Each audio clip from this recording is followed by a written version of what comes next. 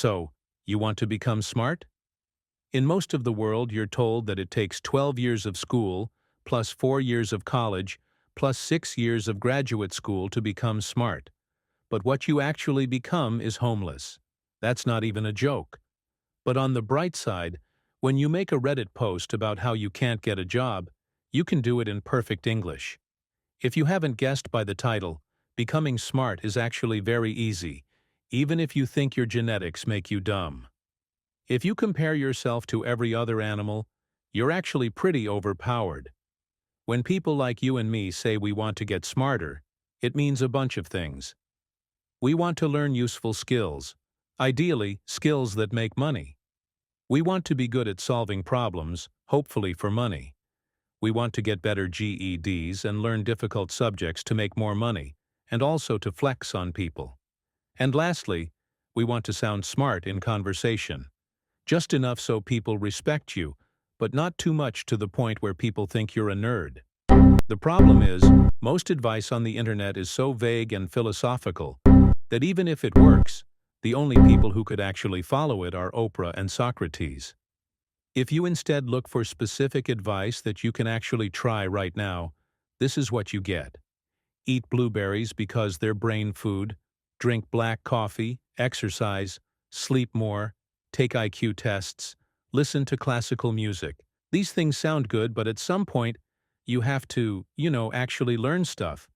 Besides, even in the past, there have been some geniuses who have spent the whole day sitting at a desk, getting 2 to 4 hours of sleep a day. So, what can you actually do to get smarter? That's not just the same 6 brain hacks from a Facebook post copied and pasted from a WikiHow article, inspired by a quote, spray-painted on a New York subway wall. The main thing you need to do is read. What kind of reading? It depends. Fiction is good for learning to read faster, and it gives you a better vocabulary. Also, if you read a lot of dialogue, it makes you feel like you have friends. But most people go straight for non-fiction, which indeed is the key to being able to casually drop interesting knowledge in conversations. For example, just by reading this book, you can come off to anyone in conversation as someone who knows history.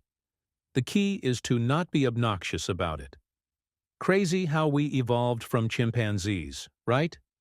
Well, actually, evolution is nonlinear, and several human-like species inhabited Earth simultaneously, none of which could even be remotely considered as chimpanzees. While this is considered polite by the standards of a YouTube comment section, in real life saying, well, crazy how we evolved from chimpanzees, right? It is crazy, right? I was reading the other day, and apparently humans and chimpanzees, I always thought we evolved from them, but I guess we just evolved side by side. You can be smart while also being humble and also sounding like you touch grass. The key is to teach people what you know without making them sound dumb. This way, people will actually learn from you, which will make them see you as smart and respectable. Now, how do you find these books? It's actually really easy. You don't have to read the same 5 books everyone tells you to read.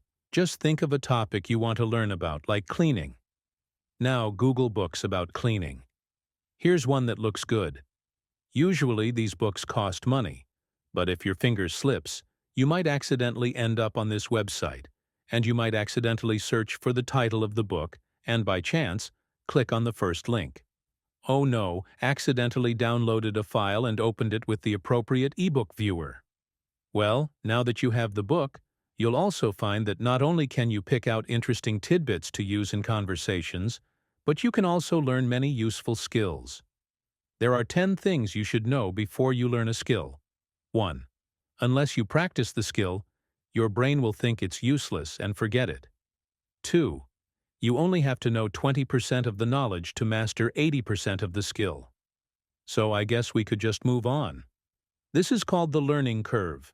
It's a graph of how good you get at a skill over time. As you can see, just by practicing a little bit, you can make a lot of progress in the beginning, but you have to practice. No one ever learned how to tie a tie by watching How to Tie a Tie. You only learn how to tie a tie by watching How to Tie a Tie while tying a tie. The same applies to reading books. Only make you smart if you give your brain a reason to remember the stuff in the book. So, once you read the chapter on cleaning a bedroom, go ahead and clean a bedroom. It doesn't even have to be your bedroom. Just clean one, and now you'll never forget it.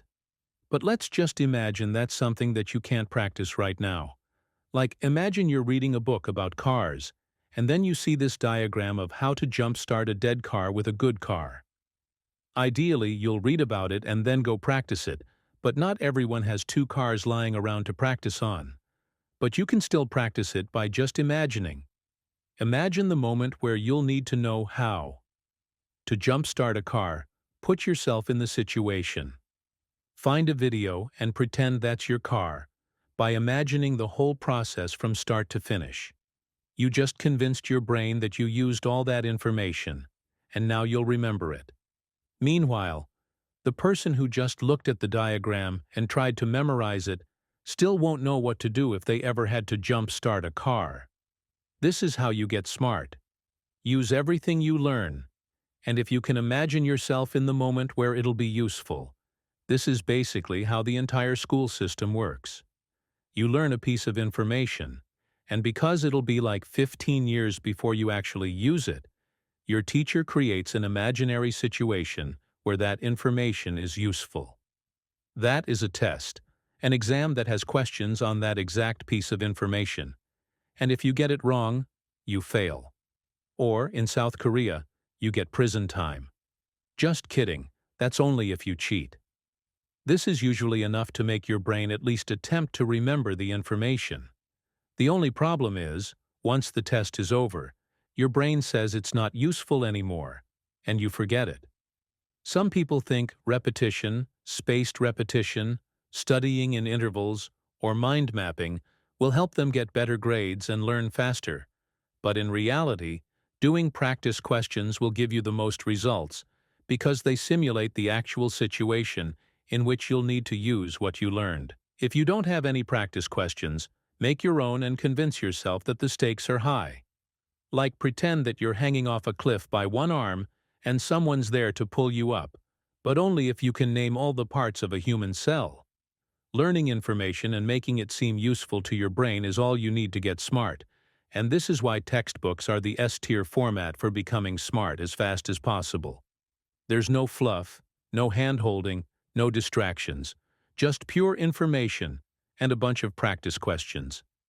And if you can't solve them, you have to flip all the way to page 352 in the appendix to get help.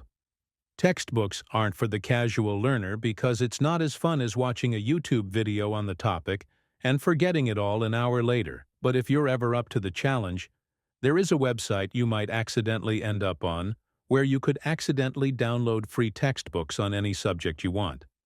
But before you do that, I'm collecting donations in the form of subscribes to fund the next video.